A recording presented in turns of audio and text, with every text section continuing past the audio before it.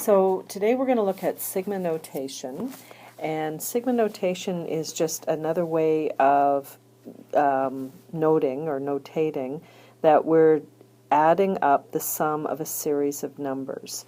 So if you take a look here, if you take a look here, you'll see the Greek letter sigma. On the bottom it has I equals m. So I is our variable and m is our starting point. That's the number we're starting at. And then at the top here is n, and n is the number that we're ending at. And so the variable I is going to vary from m to n, and it's going to go up in an increasing way. And so, for example, if m were to start at 0, then we would substitute here, here, for I, the value of 0, and we would take whatever that term was, term 0, and we would add it, and then we would increment by 1 all the way up to n. So I think what's easiest is if I show you an example, and you'll see what I'm talking about.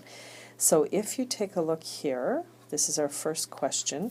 We're starting at the number 1, and we're varying the variable I from 1 all the way up to 5, and we're going to sum as we go. So that means that the first term is going to be 2 times 1, plus 1. Okay, so that's our first term, and then we're going to add that to 2 times 2, so I has gone up by 1, plus 1. And we're going to add that to 2 times 3, plus 1. And then 2 times 4, plus 1.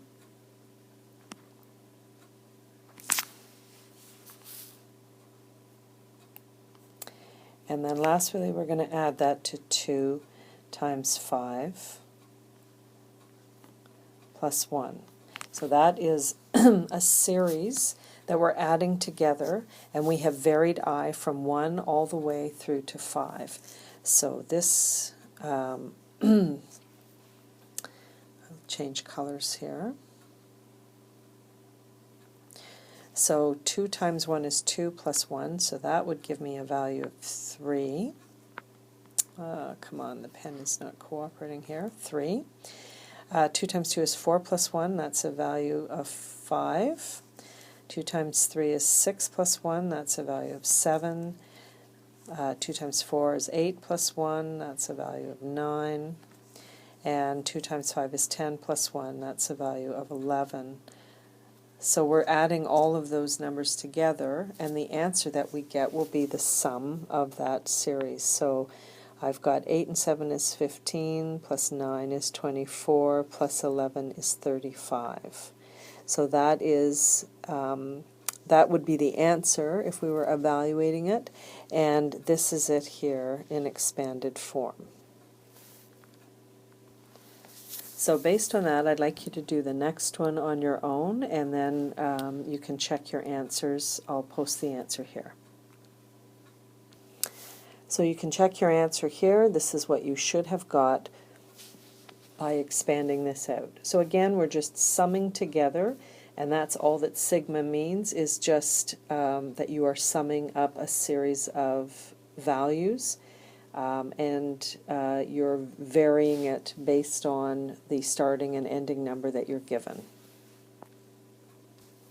So with these next questions, now we're being asked to write it in sigma notation. So we're given a series, and we're asked to figure out what that would be in sigma notation. So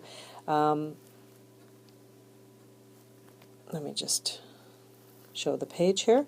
So what you first have to do is recognize the pattern. So with this first one, we see that we have 1, 4, 9, all the way up to 64. And what you should recognize right away is that those are all squared values. So 1 squared plus 2 squared plus 3 squared, all the way up to 8 squared. And so in sigma notation, we would be starting n at our I, at 1, and we would be varying it all the way up to 8, and what we're doing is summing I squared. Okay, with the next one, if you take a look, you can see that in the fractional values, we're going from 1 over 1, if you will, to 1 over 2, 1 over 3. So we're going all the way from 1 up to 10, and it's 1 over I. And we're summing that. Or you could rewrite it if you wanted as between 1 and 10, and it is I to the value of -1. Either one would be fine. Okay, with the next one, it's very similar to the previous question, except that the signs of the values are varying between positive and negative. So our answer is going to change just a little bit. We're still varying between I is equal to 1 and 10. And what we want to have is we want our I in the denominator, but we also need to vary the sign. So we've got -1. That will take care of the sign, and we know that if the exponent's positive, it will give us a positive value, and if the exponent's negative, it'll give us a negative value. So that will help to vary the sign. So what we need is to use I in our exponent. And we're going to subtract from I. This is my I here, So that's I. Oh, come on. What we're going to do is subtract from I 1.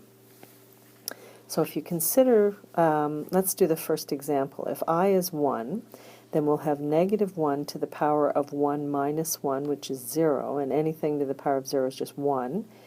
So it'll be 1 over 1, and that will give us our positive answer. If I is 2, then it'll be 2 minus 1, which is a degree of 1, so -1 to the power of 1, which means it's -1 over 2.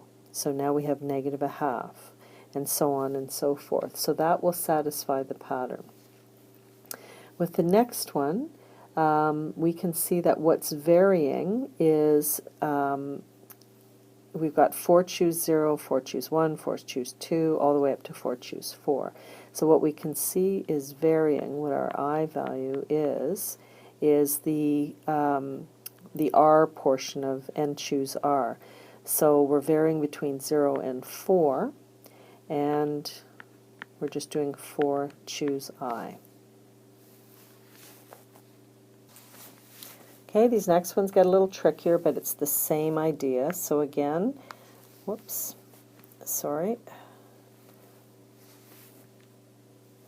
So again, what are we varying? You can see that we're varying in the denominator. We're varying both the values.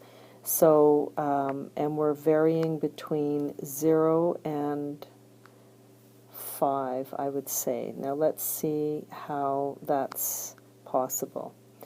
We're looking at the first value, 3, and if we start with 3 times 2I, and I is 0, so then you can see that that first number is going to be 0. If we do the same thing, 5, sorry, not times, it's plus, 5 plus 2I, sorry, my mistake, there. Okay, if we take 5 and we add 0 to it, that gives us 5. And we want to get all the way up to 13, so if 13 is equal to 3 plus 2I, then we can see that 10 is equal to 2i, and so I must be 5. So we're going to vary between I is 0 and I is 5. And if we test that out for the 5 as well, 5 plus 2i being 15, 2i is 10, and so I is 5. So that gives us our pattern there. For F, go ahead and try it, and then check back here for the answer. So this is what you should have ended up with. Now what you should be noticing is that we're either starting with a beginning number of 0 or 1, and that's usually typical, and then varying up to some numbers. So well, what we're looking for here is what the pattern is with this, and then see if we can try and figure out what that pattern might be. So if we start at 0, then it would be very difficult for us to get to x plus 1 in the numerator here. But if we start with 1, that would give us our x plus 1. And then how would we go about getting 2 on the bottom? Well, the 1 plus 1 would give us 2. So it just takes a little bit of practice. I've replicated the properties of sums here. On the next page, you have this in your handout. These are just some shortcuts to remember. So you've got, when you are summing a constant, as what this is showing here, and you're varying between some number 1 and n, it's just the same as n times that constant. So let's say that we have the sum of is 1, and we're going to go all the way up to 3, let's say, and we have a constant of 3. Well, that just means that it's going to be 3 plus 3 plus 3, or just 3 times, I should have varied it to a different number, but it's just, if n is our finishing value of 3 here up top, then it's just 3 times 3, or 9. Okay, the second one, where we're summing a constant times a variable, you can bring that constant outside of the summation and sum up all of the terms with the variable in it, and then multiply by the constant. You can see with the next one, where we're summing the addition of 2 terms, you can split that up and sum each of the terms individually. And with the last one, all that it's doing there is where it's continuous between m and p, and n is somewhere between those, then you can just split the summation from m to p up into parts. So the first part here is varying between m and n, and then the second part is varying from n plus 1. You have to go up 1. All the way to p. So these are just some known properties and shortcuts that you can use. So based on those, it's asking us to use the above properties to evaluate given certain information. So we know that the sum of the first one is 14. We know that the sum of the second one is 67. So what we're being asked to do here is find the sum between 1 and 100 of 10 t subscript I minus u subscript I, and using those properties, we're allowed to break that up. So that means that it would be equal to the sum of I 100 of 10 ti and the sum of u subscript I. And we're already told, and then of course this one here, this one here, I'll use a different color. We can split up and use property 2 because it's just a constant. So that's going to be 10 times the sum of ti between 1 and 100 minus ui. So that will just be 10 times the sum, this sum here, which we're given, which is 14, minus this sum here, which is 67. So 140 minus 67 gives us an answer of 73. So this is just allowing you to play around with the properties. So go ahead and do the next one, and then I'll post the answer for you to see. So this is using the first property and the second property. So we're summing a constant, and then we're summing a constant times a variable. So we can split it apart and evaluate it individually. So that's just a short video showing and explaining to you what that summation notation means. And we're going to continue on with the next video, which is sequence and series review and sum to infinity.